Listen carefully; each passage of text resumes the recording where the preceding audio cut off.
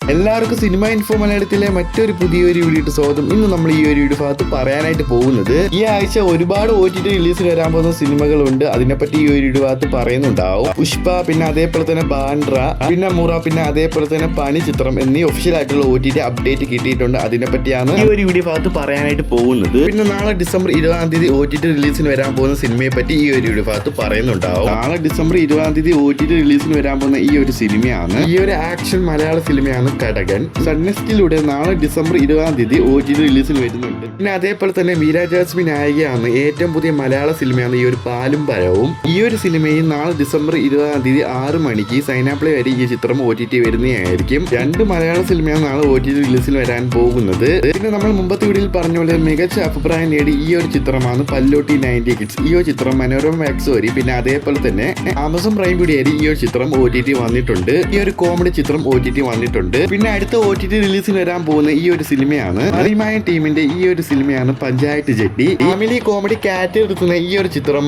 അങ്ങനെ December 24 Manorama max ഈ ചിത്രം OTT വരുന്നതായിരിക്കും, കൺഫേം ആണ്. സിനിമയുടെ ഒഫീഷ്യൽ ഡേറ്റ് മനോരമ മാക്സ് ഇന്ന് പുറത്തുവിട്ടിട്ടുണ്ട്. ഡിസംബർ 24 വരുന്നത്. അടുത്ത OTT റിലീസിൽ വരാൻ പോകുന്ന നവംബർ മാസം തിയേറ്ററിൽ എത്തി അത്യാവശ്യം നല്ല അഭിപ്രായം നേടിയ ഈ ഒരു ചിത്രമാണ് തമിഴ് ചിത്രമാണ് സ്വർഗവാസൽ. സിദ്ധാർത്ഥ് വിശ്വൽ സംവിധാനം ചെയ്ത ഈ ഒരു ചിത്രം സ്വർഗവാസൽ അങ്ങനെ ഇതാ OTT വരാൻ പോകുന്നുണ്ട്. ഈ ഒരു സിനിമ ആക്ഷൻ ക്രൈം സിനിമയാണ്. ഈ ഒരു ചിത്രത്തിന്റെ HD പതിപ്പ് മുമ്പ് ലീക്കാക്കപ്പെട്ടു. അങ്ങനെ ഇതാ ഒഫീഷ്യൽ OTT റിലീസിന് വരാൻ പോകുന്നുണ്ട്. ഈ ഒരു സിനിമ നെറ്റ്ഫ്ലിക്സ് വഴി അടുത്ത ആഴ്ചയായിട്ട് ഈ ചിത്രം OTT വരുന്നതായിരിക്കും. അതായത് ഡിസംബർ 27 ഈ ചിത്രം OTT വരുന്നതായിരിക്കും. തമിഴ്, തെലുങ്കു, മലയാളം, ഹിന്ദി ഭാഷയിലാണ് നെറ്റ്ഫ്ലിക്സ് വഴി സ്ട്രീം ചെയ്യാൻ പോകുന്നത്. ഇപ്പൊ കൺഫേം ആയിട്ടുണ്ട്. അടുത്ത OTT റിലീസിൽ വരാൻ പോകുന്ന അല്ലു അർജുൻ നായകനാവുന്ന സുകുമാർ സംവിധാനം ചെയ്ത ഏറ്റവും പുതിയ പാൻ ഇന്ത്യ മൂവിയാണ് ഈ ഒരു പുഷ്പ ഇൻ ദ റോൾ. ഈ ഒരു പുഷ്പ സിനിമ HD പതിപ്പ് ലീക്കാക്കപ്പെടുന്ന റിപ്പോർട്ടുണ്ട്.